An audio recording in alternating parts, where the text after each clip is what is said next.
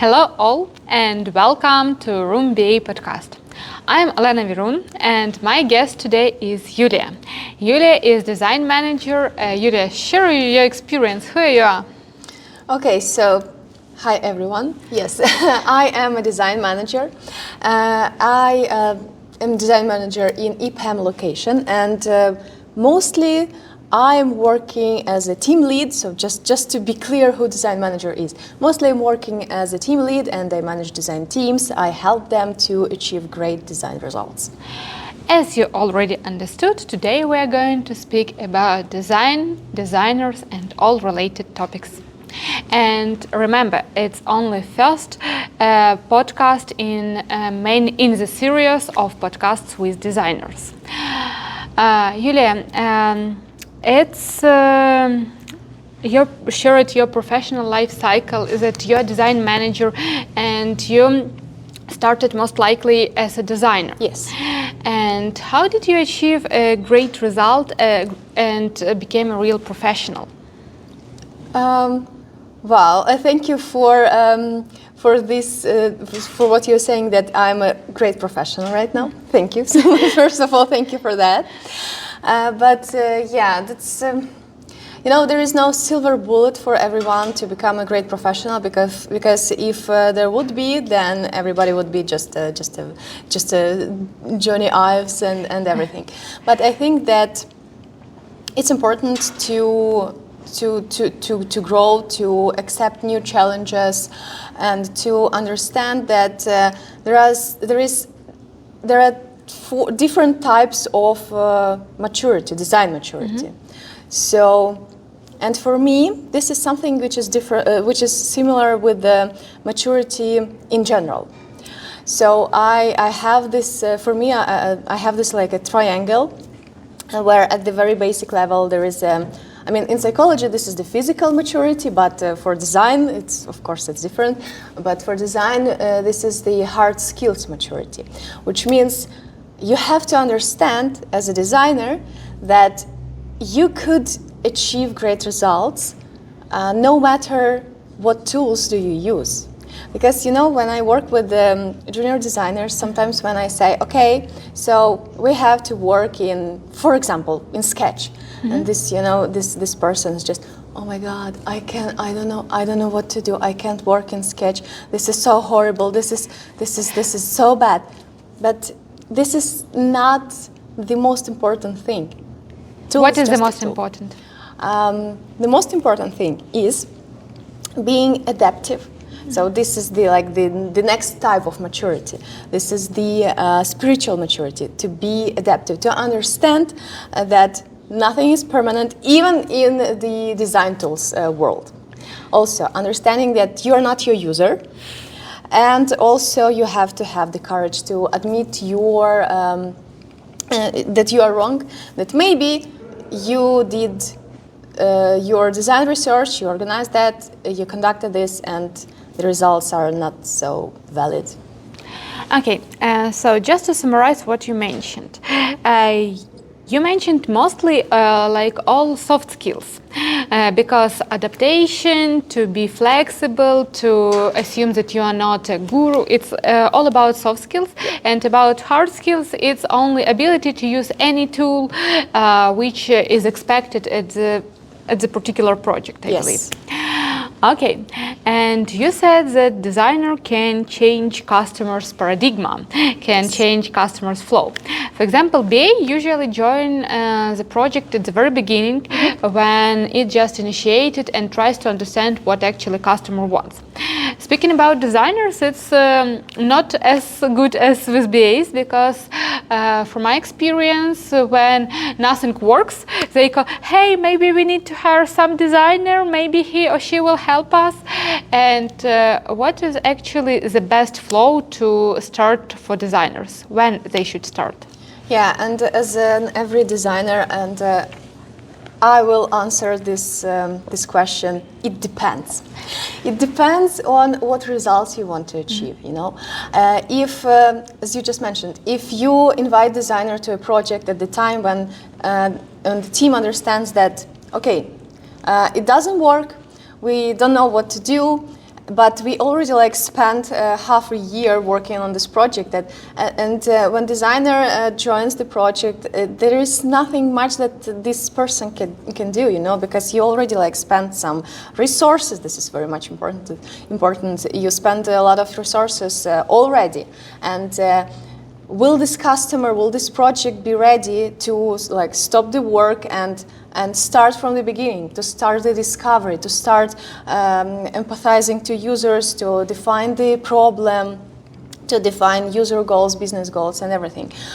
If you are ready, then great. Let's do that. Almost impossible. Almost impossible in most cases. Yeah. Unfortunately, in most cases, designers, yes, he joins the project when it's already like 30% done, and it's which is very which I don't like this, but mostly designer joins the project when yes there is already an issue, and there is already like limited resources, and people expect that designer will just create these nice pictures and it will fix everything.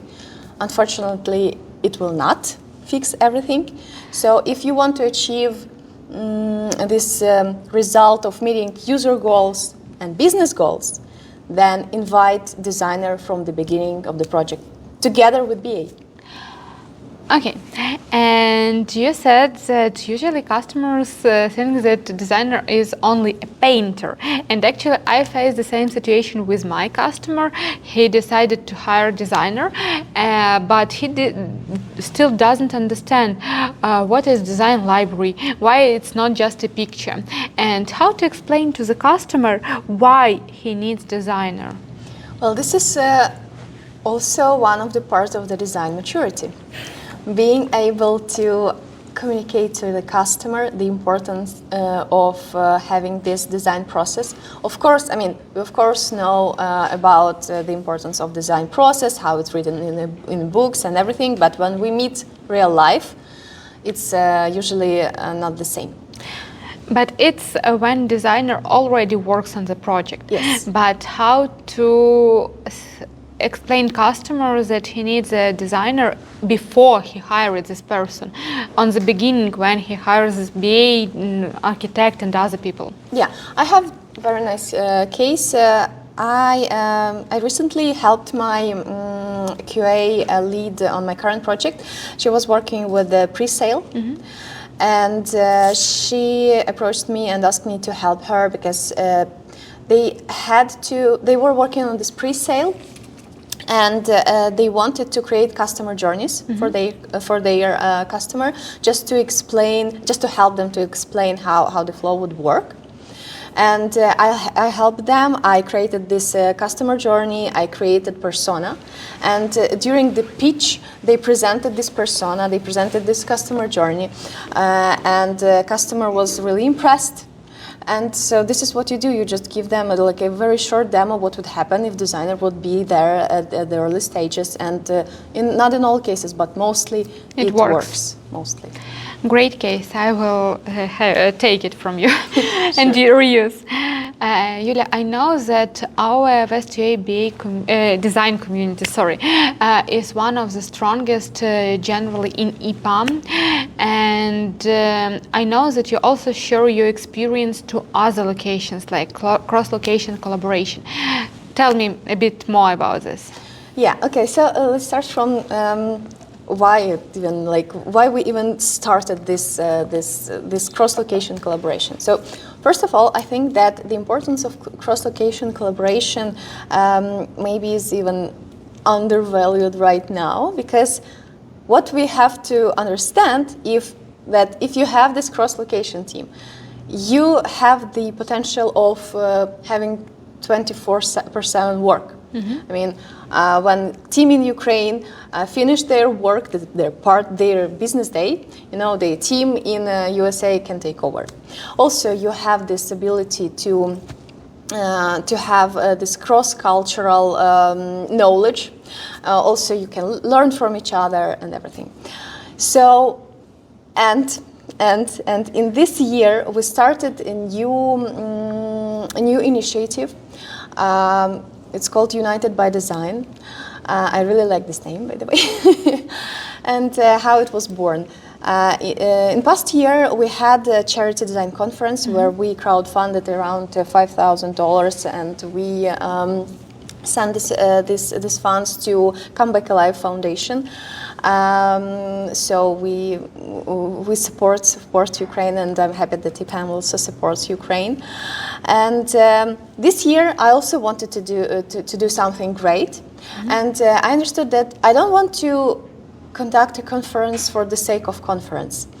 And I took a step back. I started thinking what to do. What would help me to feel better in my company. So what I thought, as a design team, and I'm not sure about like BA community and all the other communities, but as a design community, we are pretty closed in our location. We may be great in our location, but nobody knows about us. That's right. People may not know us at all. And I may not know that in USA there are great designers as well.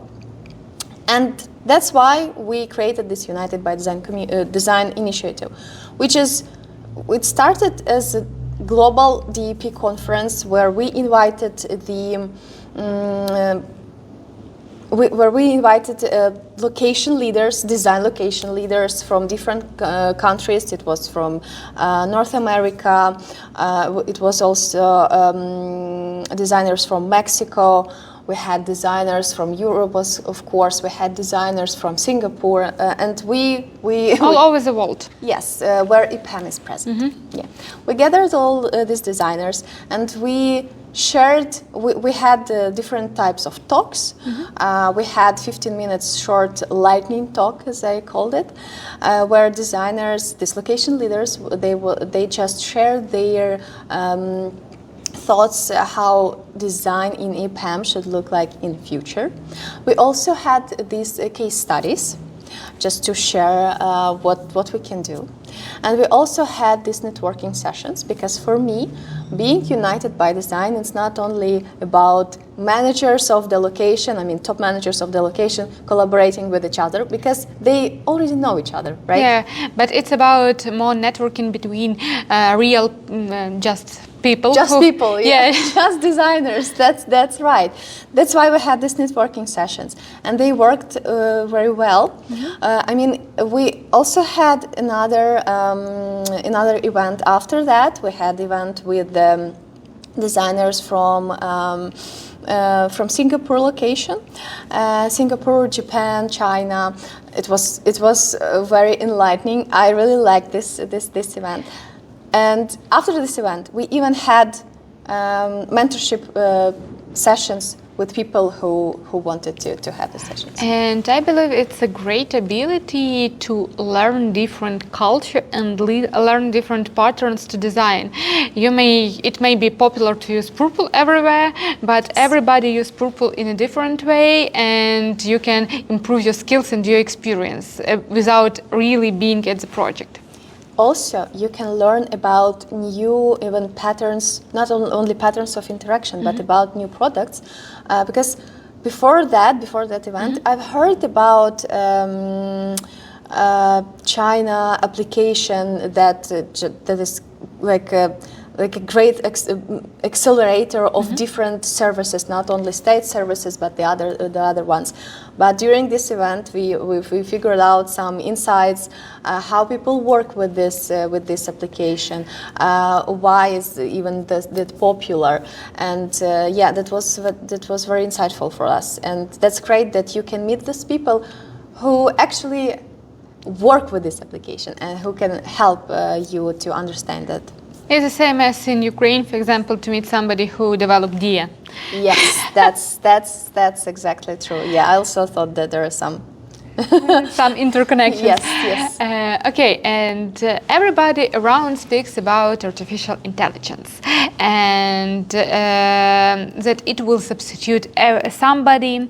There are a lot of different tools where you can just type some text and the presentation will be created, or some ideas of design will be created. What about your work? Will AI substitute designers? I think that it will not substitute designers by the time when it has its own consciousness and would be able to ask questions that we ask our customers. And until you have to give like a clear instructions what to create, which is not always the case with us. But listen, we as BAs have the same task, just to understand what customer wants. And if it will be a very skilled BA who will be able to provide this prompt to chat or GPT or something like that, will it substitute designers?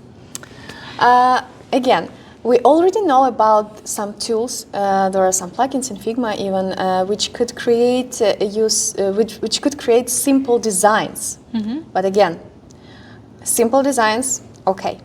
But when we are talking about complex applications, I don't know, for NASA workers, for financial trading workers, would it be able to create designs for them? I'm not sure. Maybe in like 20 years. Maybe one day, but not today. Not today. So today we are safe. Yes. Yeah, that's great. Thank you, Yuliia. And friends, we continue with our usual rubric. It's anti-blitz, when you have to answer fast, but in a different manner. I'll try. For example, how to run the car, you have to just stop it. It's just different, okay. opposite manner. Okay. Are you ready? Hope so. Based on your experience, why a designer's work is more creative than BA's? Because we don't know color theory, fonts theory, design laws, and everything. And because you prefer routine, probably. Yes, we do. Please give 3 pieces of advice how to not make site disgusting. Use red color everywhere. Use teeny tiny fonts and make a huge button which says buy at the center of the screen and nothing else, and do not add anything else. I already imagined this site. It is really disgusting. Very good, anti-blitz. What is the difference between inspiration for the developer and inspiration for the designer? Oh, that's a tough one. The difference. Okay, inspiration. I don't know. Okay, so inspiration for developer. What is the inspiration for developer? Do you even need inspiration? I don't know. I don't know. Let it be. I don't really know. Let it be like colors, art, and everything. Okay, let's imagine that it's inspiration for developers. Thank you, Yuliia. It was a pleasure to talk to you, and we hope that designers from your community will join our podcast to continue this series. Thank you, friends. Please subscribe our channels, press like, and have a productive working day.